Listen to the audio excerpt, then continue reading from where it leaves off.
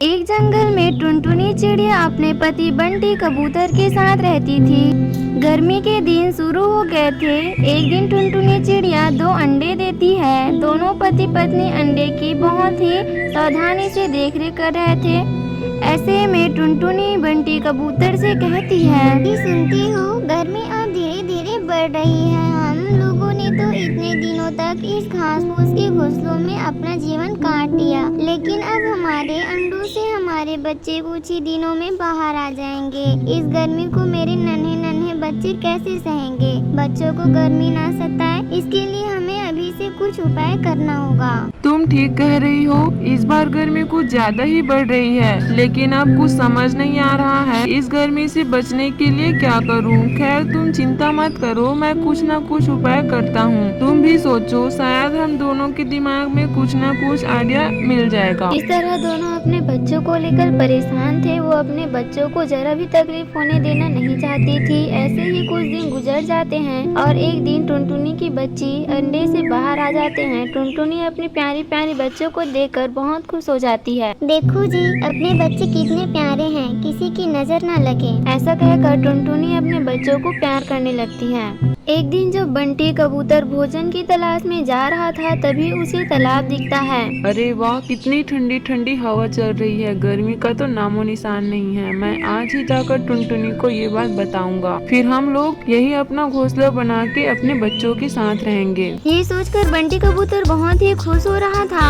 और खुशी खुशी घर आकर ये बात टुनटुनी को बताता है। उसकी बातें सुनकर टुनटुनी भी खुश हो जाती है। ठीक है जी, मैं कल ही आपके साथ उस जगह को देखने जाऊंगी। अगले दिन टुनटुनी चिड़िया बंटी कबूतर के साथ उस तालाब तक जाती है। वो इधर उधर देखती है। आपने बिल्कुल ठीक कहा था जी, यहाँ पर तो बहुत ही ठंडक है। तभी टुनटुनी की नजर तालाब तट पर पड़ी मिट्टी पर पड़ती है। वो खुशी से चिल्लाकर कहती है, इधर देखो जी, यहाँ कितनी सारी मिट्टी पड़ी है। तुम्हें पता है मिट्टी का घर कितना ठंडक होता है? गर्मी में हम इसी मिट्टी से अपना घर बनाएंगे। उसकी ये बातें सुनकर बंटी कबूतर कहता है, अरे टुनटुनी, तुम्हारे दिमाग का तो कोई जवाब नहीं। तुम्हारा आइडिया तो बहुत अच्छा है। फिर दोनों मिलकर अपना मटका वाला घर बनाते हैं और फिर बच्चों के साथ तालाब के किनारे वाले पेड़ पर रहने लगते हैं। इधर जंगल के पक्षी बेचैन गर्मी से परेशान थे।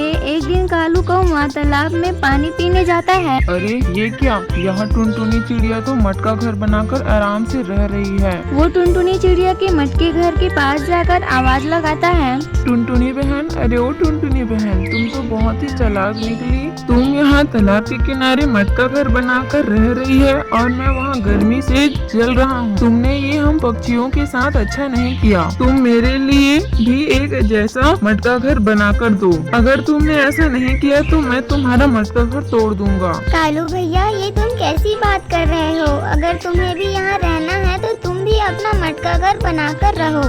तुम्हें किसने रोका है? तुम्हें तो पता है मेरे छोटे छोटे बच्चे हैं। मेरे पास इतना समय नहीं है कि मैं तुम्हारे लिए मटका घर बना कर दूं। तो कान खोल कर सुन ले चिड़िया, अगर तूने मेरा मटका घर नहीं बनाया तो इसका अंजाम तू भुगतने के लिए तैयार रहना। तुम्हें तो पता है मैं कितना खतरनाक हूँ। कोई भी मेरे काम को करने से मना करता है तो मैं उनका नामो निशान मिटा देता हूँ। अभी तो मैं जा रहा हूँ, 2 दिनों बाद फिर आऊँगा। उस समय मेरा मटका घर तैयार मिलना चाहिए। इतना कहकर कालू कौवा वहाँ से चला जाता है। क्या करूं, कुछ समझ में नहीं आ रहा है। लगता है मुझे कालू कौवा का मटका घर बनाना ही पड़ेगा। अब टुनटुनी चिड़िया धीरे धीरे मिट्टी इकट्ठा करती है और कालू के लिए एक मटका घर बनाती है। 2 दिन बाद कालू कौवा फिर से आता है। क्यों रे टुनटुनी, तूने मेरा मटका घर बना दिया? हाँ कालू भैया, वो देखो मैंने तुम्हारा मटका घर बना दिया है। कालू कौवा अपने मटके घर में जाकर बहुत खुश हो जाता है। आहा, इस मटके घर में तो बहुत ही ठंडक है। अब तो मुझे भी गर्मी नहीं लगेगी। अगर मैंने इस चिड़िया को इतना डराया ना होता तो ये मेरा मटका घर बनाकर नहीं देती।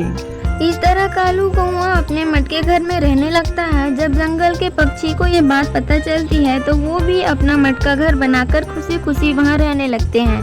ये सब देखकर टुनटुनी चिड़िया बहुत ही खुश हो जाती है और सभी के साथ मिलजुल कर रहने लगती है।